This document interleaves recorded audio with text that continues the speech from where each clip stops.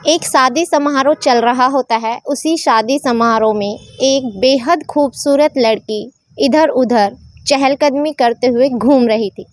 तभी एक लड़का होता है, उसकी नज़र उस लड़की पर पड़ती है। उसकी मासूमियत और उसकी खूबसूरती देखकर वो लड़की उसे एक नज़र में ही पसंद आ जाती है।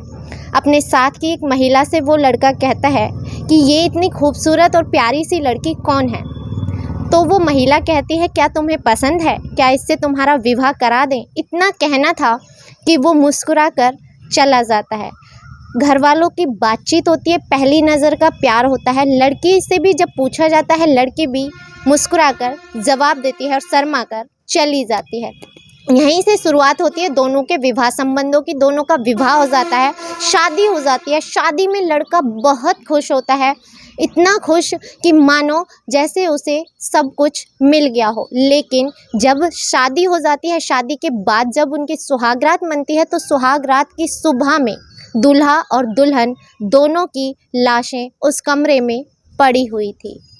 आखिर ये क्या हुआ और कैसे हुआ? नई नवेली दुल्हन और नया नया बना हुआ दूल्हा और अचानक से सुहागरात की सुबह दोनों की लाश कमरे में मिली। इस बात को सुनकर पूरे परिवार में हड़कंप मच गया। आखिर क्या थी ये कहानी? क्या था ये मामला जिसने भी सुना उसकी आंखों से आंसू नहीं रुके। हर एक व्यक्ति झकझोर देने वाली ये घटना सुनकर सिहर उठा, उनकी अंतर आत्मा कांप उठी। लेकिन माजरा आखिर क्या था? तो चलते हैं कहानी की ओर। नमस्कार, मैं ज्योति गौड़ और आज की जो सच्ची कहानी मैं आपको सुनाने जा रही हूँ, ये सच्ची कहानी है यूपी के अयोध्या की। यूपी के अयोध्या में एक परिवार है। उस परिवार में दीपक नाम का एक लड़का है, जिसके पिता की कुछ समय पहले रोड एक्सीडेंट में मौत हो जाती है। रोड एक्सीडेंट में मौत होने के बाद उसके बड़े भाई के ऊपर पूरे परिवार की जिम्मेदारी आ जाती है, जिनमें से उसका एक छोटा भाई है, 3 बहनें हैं। माँ अक्सर बीमार रहा करती थी। सारी जिम्मेदारी बड़े भाई के ऊपर आ जाती है, सारा परिवार वो संभालने लगते हैं। और एक तरफ एक पिता के एक बेटी है जिसने 8वीं पास की हुई है। वो अपने पिता के साथ ही उनके कार्य में उनका हाथ बटाया करती थी। बड़ी ही सुंदर, सुशील और देखने में ऐसे मानो सुंदरता की देवी हो। और उसके अंदर बहुत सारे गुण भी ऐसे थे जिसे कहा जा सकता था कि उसे सर्वगुण संपन्न कहा जा सकता है। पढ़ाई ज़्यादा नहीं की थी, लेकिन सुंदर सुशील होने के साथ साथ वो बहुत ही ज़्यादा समझदार थी। अपने पिता के साथ कार्य किया करती थी। इसी के कारण वो अपने पिता के साथ अपने गांव में ना रहकर दिल्ली में कार्य किया करती थी। ऐसे ही वक्त बीतता जाता है। एक परिवार में शादी होती है और जिस परिवार में शादी होती है, इन दोनों परिवारों का उसमें आना जाना होता है। अब ये दोनों उस रिश्तेदारी की शादी में पहुंच जाते हैं। शादी का फंक्शन चल ही रहा था कि तभी लड़के की नज़र एक खिलखिलाती, मुस्कुराती, इधर उधर चहलकदमी करती हुई लड़की पर पड़ती है। जैसे ही वो लड़की को देखता है, उसकी सुंदरता को देखकर उस पर मोहित हो जाता है। उसका हंसना, उसका चलना, उसका खिलखिलाना, इन सब पर उसका दिल आ जाता है, मानो जैसे पहली नज़र का ही प्यार हो। वो अपने साथ में भाभी होती हैं, उनसे कहता है कि भाभी, ये लड़की कौन है? बहुत ही प्यारी है। तो लड़की कहती है, महिला कहती है, क्या तुम्हें ये पसंद है? क्या इससे तुम्हारा विवाह करा दें? इतना कहना था कि वो शर्मा कर वहाँ से चला जाता है। इसी हंसी ठिठोली को उस लड़की से कहा जाता है, लड़की को छेड़कर कहा जाता है, क्या तुम्हें ये लड़का पसंद है? वो लड़की भी मुस्कुराती है और शर्मा कर वहाँ से भाग जाती है। अब बातचीत का सिलसिला शुरू होता है। दीपक के बड़े भाई और उस लड़की के पिता से बातचीत की जाती है। आपस में बातचीत करने के बाद तय होता है कि हाँ, दोनों एक दूसरे के लिए उत्तम हैं, शादी की जा सकती है, कोई परेशानी नहीं है। इसी बीच दोनों परिवारों की सहमति से शादी तय कर दी जाती है। शादी तय करने के बाद अब शादी की तारीख निकाली जाती है 2025 के अप्रैल में। लेकिन ऐसा लगता है कि लड़की की खुशी का ठिकाना नहीं है। ऐसे ही बातचीत के दौरान सब कहते हैं, क्यों ना, ये तो 1 महीना देरी से शादी हो जाएगी, क्यों ना शादी की तारीख थोड़ा और पहले की निकाल ली जाए। पंडित जी से सलाह मशवरा किया जाता है। सलाह मशवरा करने के बाद अब तारीख निकाली जाती है 7 मार्च 2025। 7 मार्च 2025 को तारीख निकाल दी जाती है। और इसी बीच जो दूल्हा है, दूल्हा 6 महीने पहले से अपने घर की और शादी की तैयारियों में जुट जाता है। एक एक साड़ियाँ चुन चुन कर अपनी पत्नी के लिए अपनी पसंद की लाता है। और वो टाइल्स का कार्य क्या करता था, घर को पूरा सजाता है, अपने कमरे में टाइल्स लगाता है, अपनी पत्नी से पूछ पूछ कर उसकी पसंद की हर एक चीज़ कमरे में लगाता है। मतलब वो इतना खुश था कि जिसे कोई बयां नहीं कर सकता। धीरे धीरे समय बीतता जाता है, लड़का लड़की आपस में बातचीत भी करते हैं। दोनों के अंदर प्रेम संबंध बहुत ज़्यादा गहरे हो जाते हैं। लगता है कि ये दोनों जिस चीज़ को चाह रहे थे उन्हें वही मिल गया। अरेंज मैरिज होते हुए भी उनके अंदर लव मैरिज से भी ज़्यादा प्यार था। कहा भी जा सकता है कि पहली नज़र का प्यार था। दोनों एक दूसरे को एक बार में ही दिल दे बैठे थे। समय बीतता जाता है और आखिर आ जाती है 7 मार्च 2025। आज के दिन यहाँ से घर से बारात विदा होती है। घुड़चढ़ी के वक्त भी दूल्हा नाचते हुए दूल्हों के अपने दोस्तों के साथ घुड़चढ़ी की रस्म अदा करता है। और बारात जब वहाँ पर पहुँचती है तो पहुँचने के बाद अब वहाँ पर भी दूल्हा नाचता हुआ तोरण मारने के लिए पहुंचता है। तोरण मारा जाता है, वरमाला होती है। वरमाला के वक्त लड़की की पैसों से नज़र उतारी जाती है, झुक कर के वरमाला पहनता है। इतना सब कुछ देखने में सुखद था कि मानो दोनों की जोड़ी ऊपर वाले ने सोच समझकर बनाई है। सब कुछ सामान्य चल रहा था। अब यहाँ पर शादी होती है, शादी के वरमाला हो जाती है। वरमाला होने के बाद फेरे हो जाते हैं। फेरे होने के बाद अब बारी थी दुल्हन के विदा होने की। सुबह के समय में 8 मार्च 2025 को दुल्हन विदा हो जाती है और विदा होकर घर आ जाती है।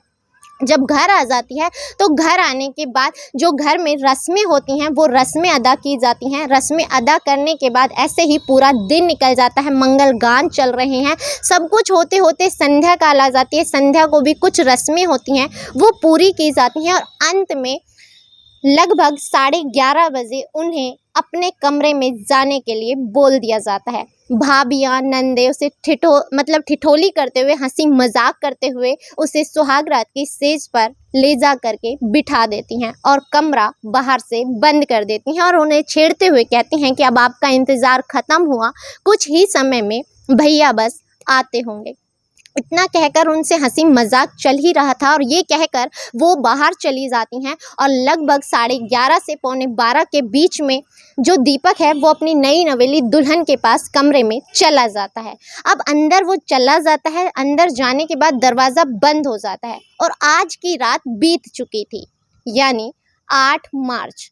अब 9 मार्च को इन दोनों का रिसेप्शन होना था। 9 मार्च को रिसेप्शन की तैयारी चल रही थी। जो बड़ा भाई है वो सुबह में बहुत जल्दी उठ जाता है, अभी दिन निकला नहीं था और सुबह में उठ करके अब उसे बहुत जल्दी जल्दी तैयारियां करनी थी। उसे लग रहा था कि कोई कमी नहीं रहनी चाहिए ताकि मेहमान कोई कमी ना निकाल दें। ये सब देखकर वो जल्दी जल्दी तैयार होता है और तैयार होकर के अपने भाई के कमरे के बाहर जा कर के दरवाज़ा खटखटाता है। और दरवाज़ा खटखटा कर सिर्फ इतना कहता है कि छोटे, मैं बाज़ार जा रहा हूँ, बाज़ार से कुछ सामान लेकर आना है, तू भी जल्दी से तैयार हो जा और नई दुल्हन को बोल वो भी नहा धोकर तैयार हो जाए। इतना कहकर वो वहाँ से चला जाता है।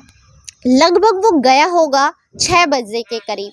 दरवाज़ा खटखटाकर वो चला जाता है, लेकिन दरवाज़ा कोई खोलता नहीं है, ना ही कोई आहट आती है।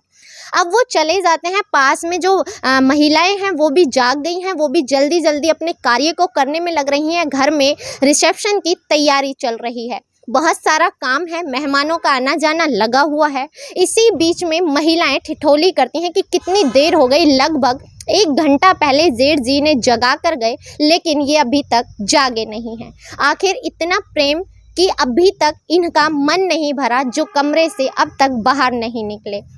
थोड़ा बहुत सोचना चाहिए, जीवन भर साथ रहना है। ऐसे ही ठिठोलियाँ चल रही थी, हंसी मजाक चल रहा था। महिलाओं की आदतें होती हैं, वो आपस में ठिठोली करने लग जाती हैं। वो ठिठोलियाँ कर ही रही थी, ऐसे ही और 1 घंटा बीत जाता है। अब लगभग समय हो चुका था 8 बजे का।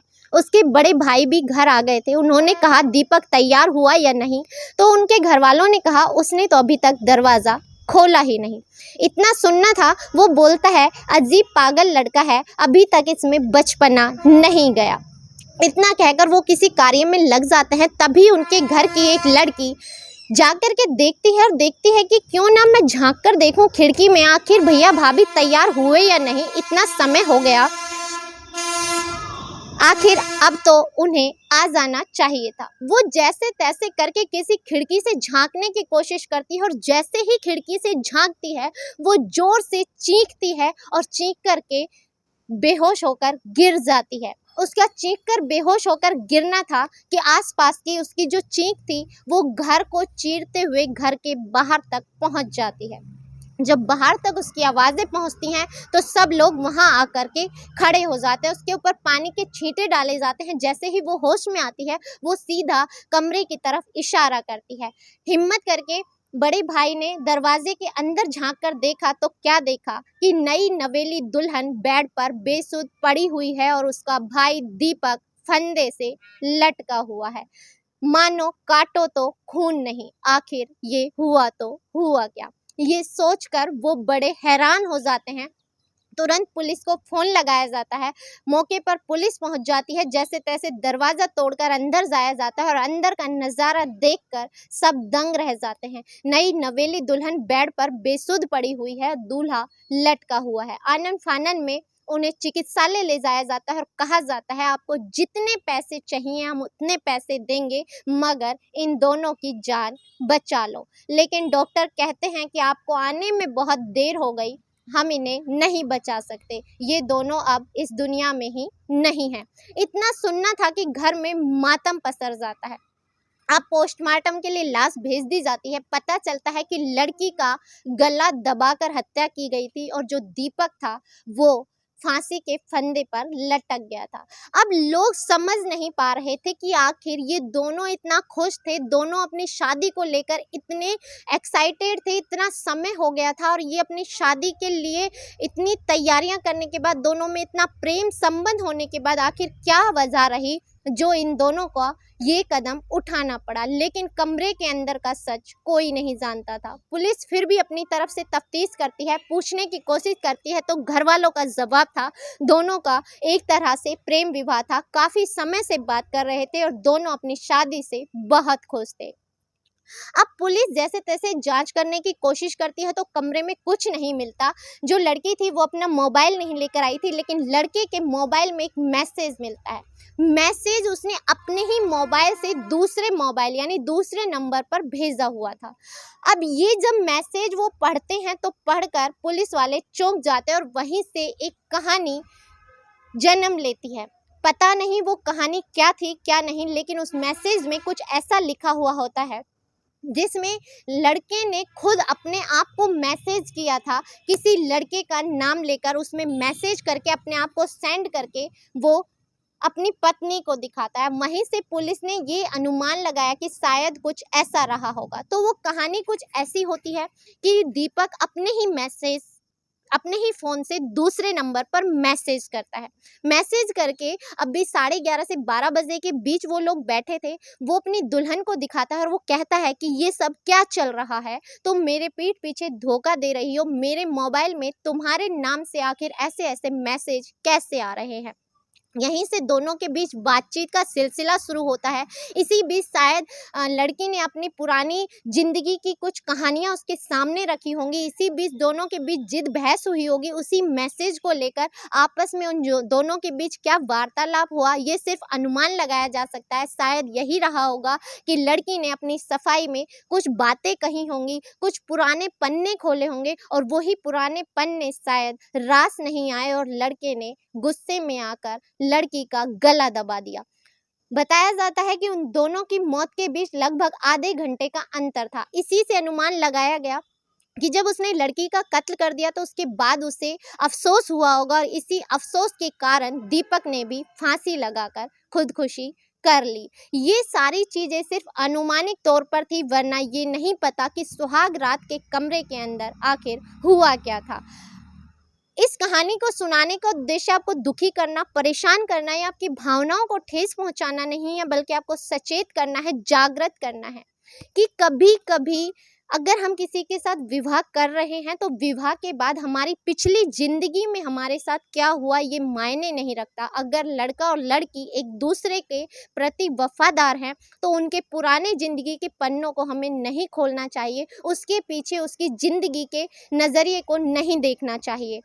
अगर ऐसी ही बातें हैं तो आप शादी से पहले इन्हें क्लियर कर लें। एक हँसते-खेलते परिवार की ज़िंदगी इस तरह से तबाह हो जाना शायद सही नहीं है। अब पता नहीं दीपक ने मज़ाक किया था या क्या था, उसने अपने ही मोबाइल से मैसेज क्यों किया, लेकिन अगर उसने मज़ाक किया था तो ये बेहुदा मज़ाक था, जिसकी वजह से उसने जिस लड़की से चाह रखी थी, जिससे प्रेम किया था, जिसके लिए 6 महीने से सपने संजो रहा था, उसे ही अपने हाथों से मार दिया और शायद बाद में उसे पछतावा हुआ, इसी कारण उसने खुद को भी खत्म कर लिया। के साथ आपसे कहना चाहेंगे कि कमेंट में अपनी राय देना ना भूलें कि आप इस कहानी के बारे में क्या कहते हैं। इसी के साथ इजाज़त दीजिए, मिलते हैं अगली किसी सच्ची घटना के साथ। तब तक अपना ख्याल रखें, स्वस्थ रहें, सुरक्षित रहें। जय हिंद, जय भारत।